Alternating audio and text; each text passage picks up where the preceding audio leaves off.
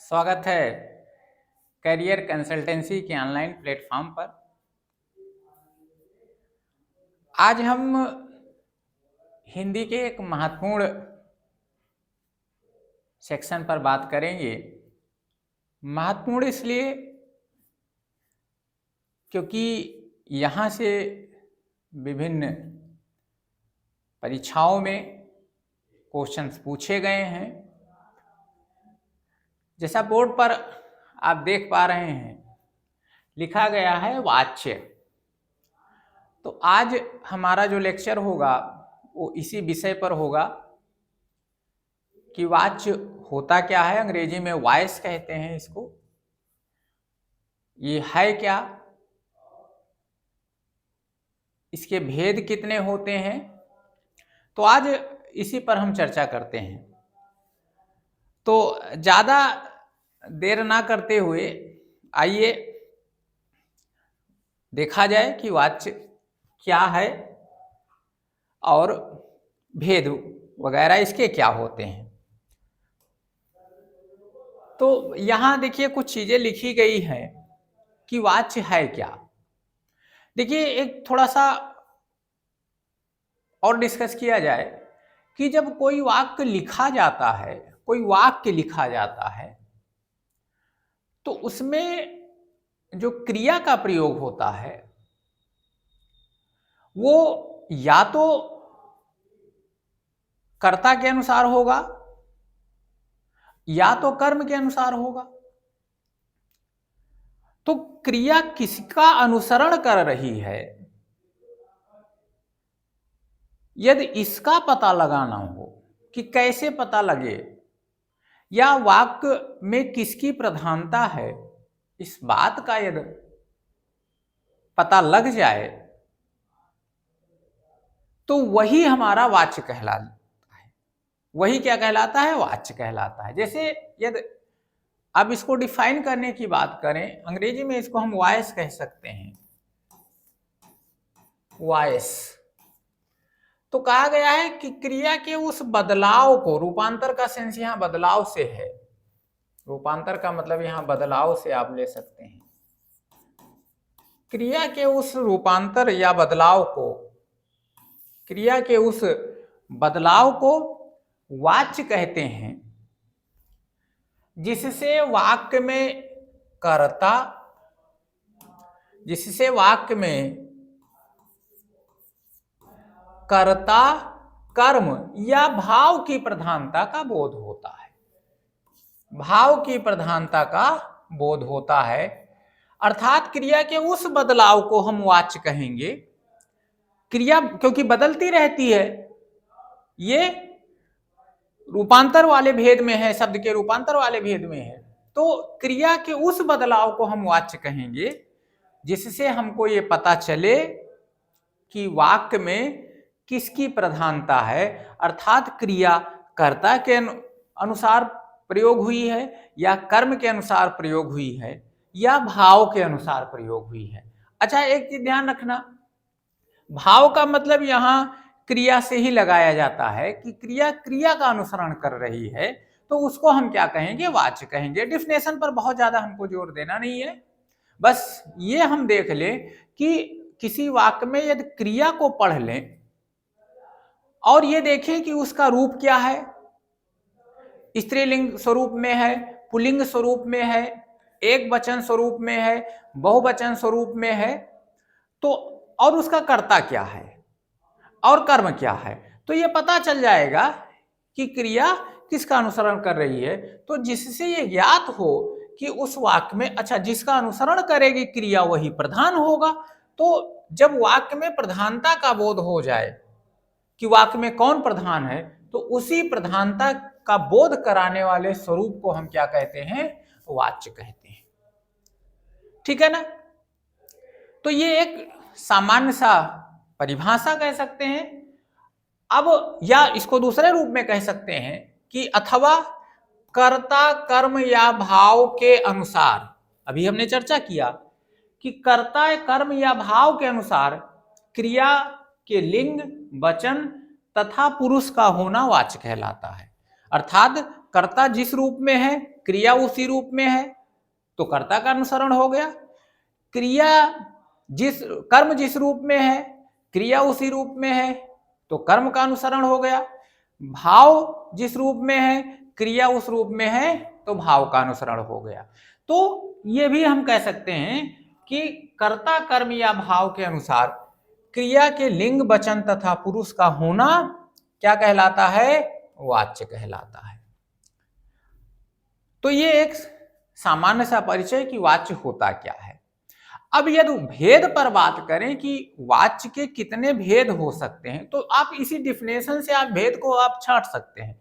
जैसे क्रिया यहां कह रहा है कि क्रिया का लिंग वचन तथा पुरुष किसके अनुसार?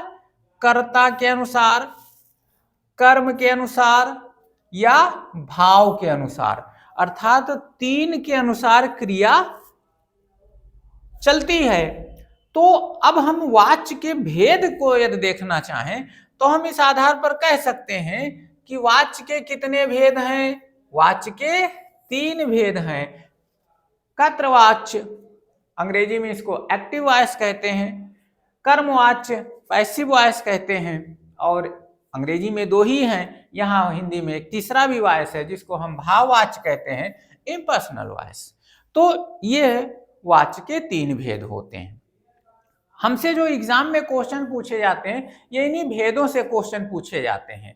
जैसे कोई वाक्य लिख करके दे दिया गया और ये कह दिया गया कि ये किस प्रकार का वाच्य है, अर्थात इस वाक्य में कौन सा वाच्य है।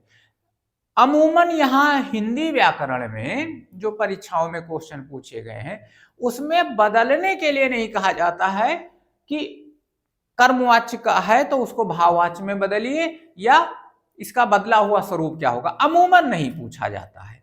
दूसरे व्याकरण में इस टाइप के क्वेश्चंस आते हैं अंग्रेजी वगैरह में, लेकिन हिंदी में बदलाव से क्वेश्चंस लगभग नहीं आता है। जो क्वेश्चन आता है बस एक वाक्य दे देगा और हमसे पूछ लेगा ये जो वाक्य है ये किस वाच्य का उदाहरण है। तो वाच्य के भेद हम देखें कि तीन भेद होते हैं, कर्तृवाच्य, कर्मवाच्य और भाववाच्य। अब आगे हम बात कर लेते हैं कि ये है क्या, कर्तृवाच्य क्या है, कर्मवाच्य क्या है, और उसको एक एक उदाहरण के द्वारा हम जानते हैं। तो आइए बात करते हैं कि कर्तृवाच्य क्या है। तो जैसे यहां लिखा हुआ है कर्तृवाच्य, तो इसका डिफिनेशन हम दे सकते हैं कि देखिए क्रिया के उस बदलाव को कर्तृवाच्य कहते हैं जिससे वाक्य में कर्ता की प्रधानता का बोध होता है।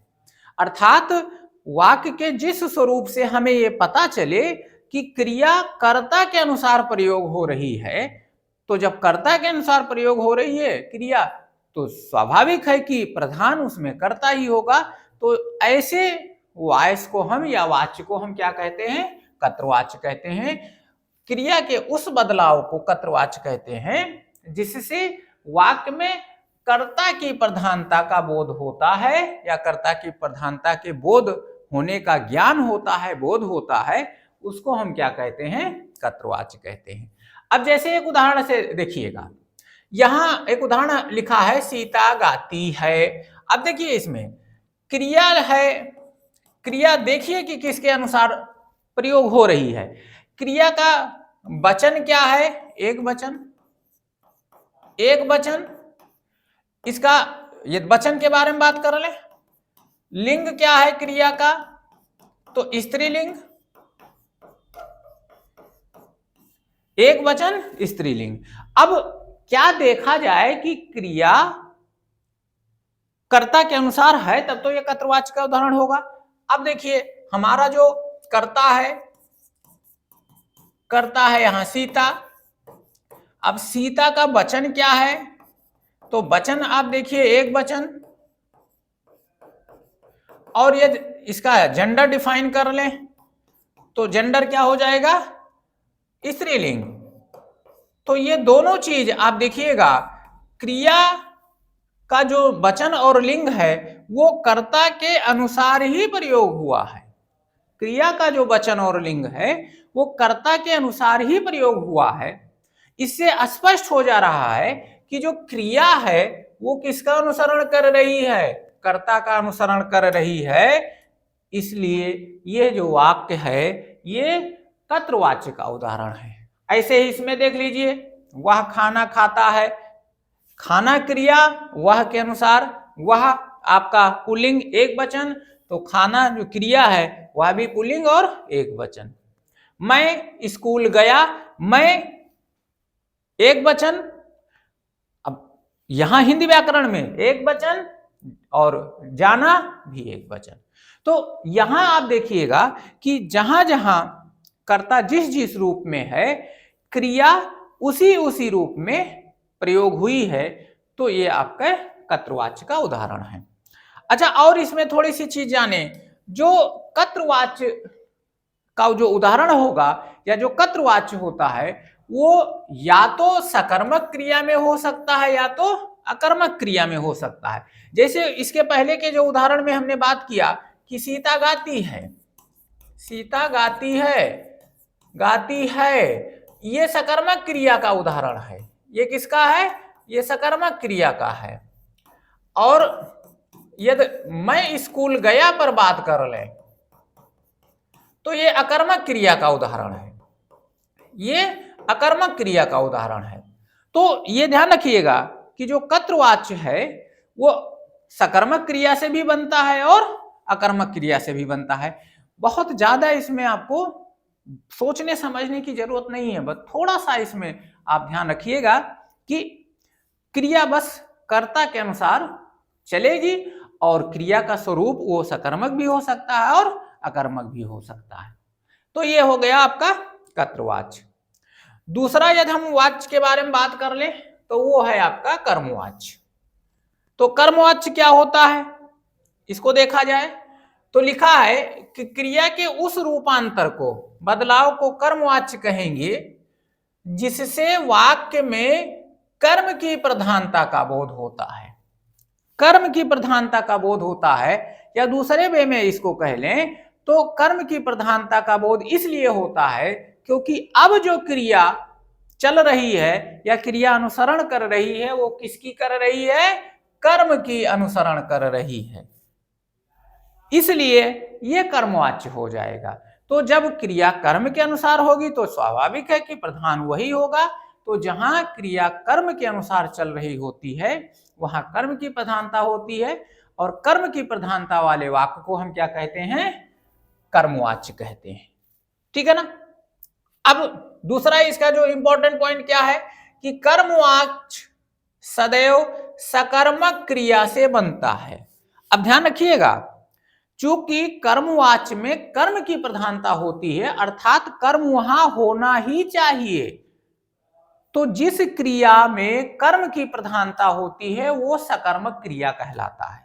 जिस क्रिया में कर्म की प्रधानता होती है या क्रिया के उस स्वरूप जिसका प्रभाव कर्म पर पड़ता है तो हम उसको हम क्या कहते हैं? सकर्मक क्रिया वाला वाक्य कहते हैं। तो चूंकि यहाँ कर्म प्रधान है इसलिए यह क्रिया जो है, ये जो कर्मवाच्य बनेगा वो सदैव सकर्मक क्रिया से ही बनेगा, ये अकर्मक क्रिया से नहीं बन सकता है। दूसरा पॉइंट। तीसरा, यदि बनाना चाहें या पहचान कैसे पाएं कि यह जो है कर्मवाच्य का उदाहरण है, तो जहां कर्ता लगा होगा, जहां कर्ता लिखा होगा, जहां कर्ता लिखा होगा उसके आगे क्या लग जाता है?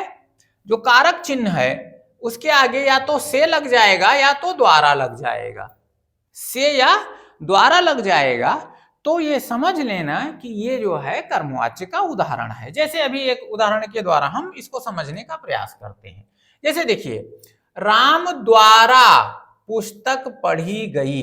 अब एक चीज यहां समझिए, जैसे यदि हम इसको लिख दें राम ने, या राम, इसको ऐसे हम लिखते हैं, देखिए राम पुस्तक पढ़ता है। अब यहां देखिए क्रिया क्या है? पढ़ता है। क्रिया का वचन है एक वचन और जेंडर इसका लिंग है पुल्लिंग। अब यहां देखिए पढ़ना राम के अनुसार और उसका क्रिया का वचन और जेंडर दोनों किसके अनुसार? राम के अनुसार।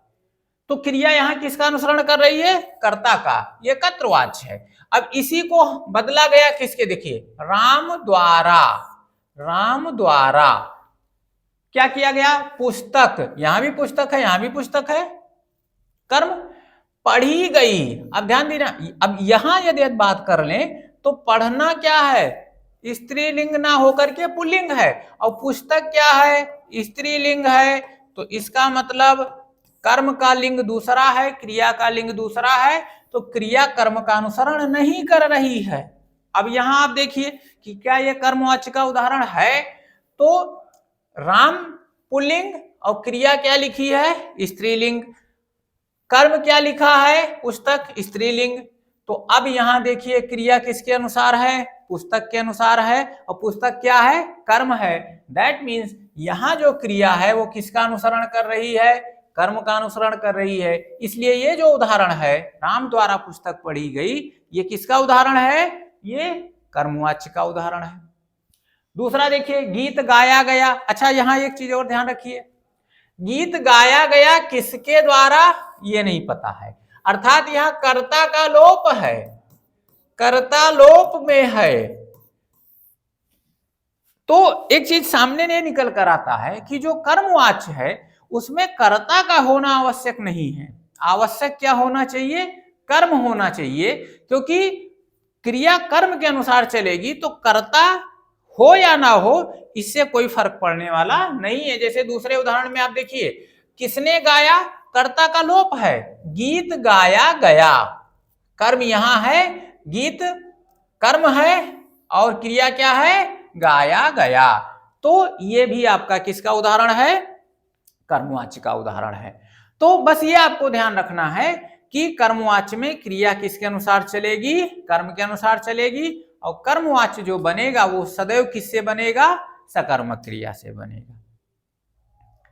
चलिए, तीसरा जो आपका है वो है भाववाच्य पर बात करते हैं। तो भाववाच्य क्या होता है इस पर बात करें तो जैसे दोनों प्रकार के वाच्यों में, कर्मवाच्य में कर्म की प्रधानता, भाववाच्य में कर्तृवाच्य में जो है कर्ता की प्रधानता, ऐसे भाववाच्य में किसकी प्रधानता? भाव की प्रधानता। तो कहा है, देखिए क्या लिखा है, क्रिया के उस रूपांतर को भाववाच्य कहते हैं जिससे वाक्य में भाव की प्रधानता का बोध हो। अब यहां भाव का सेंस क्या है? भाव का सेंस आप क्रिया से ही ले सकते हैं, क्रिया का ही प्रधानता हो, अर्थात ना उसमें कर्म की प्रधानता हो ना कर्ता की प्रधानता हो। अब ये पहला की पॉइंट। दूसरा ध्यान दीजिएगा कि भाववाच्य सदैव अकर्मक क्रिया से बनता है। भाववाच्य जो बनेगा वो सदैव अकर्मक क्रिया से बनेगा।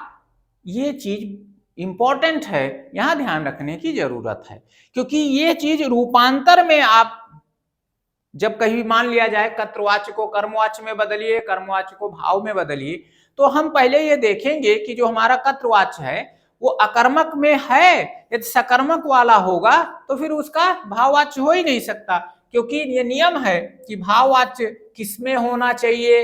अकर्मक क्रिया में होना चाहिए, या भाववाच्य जो बनता है वो सदैव अकर्मक क्रिया से बनता है।